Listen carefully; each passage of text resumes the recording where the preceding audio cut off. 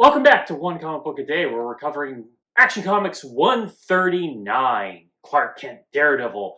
A story where Clark Kent is neither a daredevil, nor does it solve the original conflict of the comic.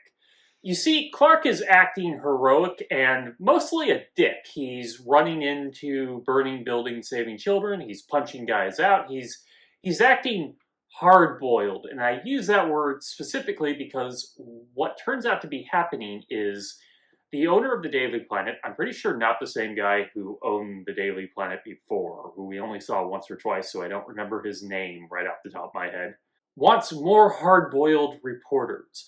This leaves Perry with an option to fire somebody to hire a more hard-boiled reporter, and the only one he can think of is Clark. No one else. Clark is the only expendable one. And the least hard-boiled, which actually makes sense. Clark overhears this with his sensitive hearing, so to protect his job, he has to act hard-boiled, which is mostly him acting like a dick. We're 1 month from the 50s, so he's basically just Dick Superman, or Asshole Superman, as I like to refer to him.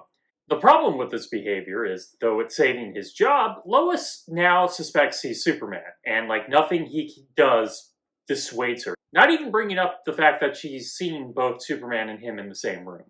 She actually figures out it was probably a dummy, and yeah, that's actually happened more than once.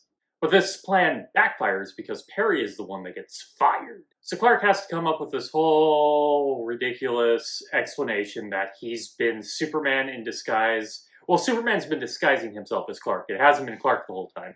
Though Superman isn't a hard-boiled person, so why is he pretending to be Clark?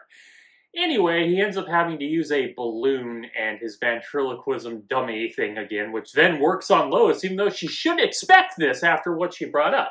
Oh, Lois, you're so surprisingly easy to trick. Like, you knew he had dummies. And both Perry and him get his jobs. Well, Perry gets his job back and Clark isn't going to be fired. Here's the thing. The original catalyst for the story, the original conflict, is someone needs to be fired so there can be more hard-boiled reporters. Clark proves he can be a hard-boiled reporter, but by explaining that it wasn't really him, it was Superman the whole time, he no longer has any evidence of being a hard-boiled reporter. So what is to stop him from being fired? Like, the original conflict of this comic has not been dealt with at all. It's been completely forgotten about, which happens quite often in these comics. Okay, that is it from Action Comics 139, Clark Kent Daredevil. Notice he didn't actually do any stunts or anything. Like, he ran into a burning building to save a kid. That's not a daredevil.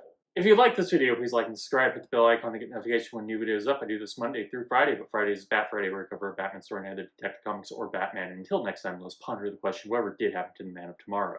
And seriously, what happened to the original conflict of the story? Whatever.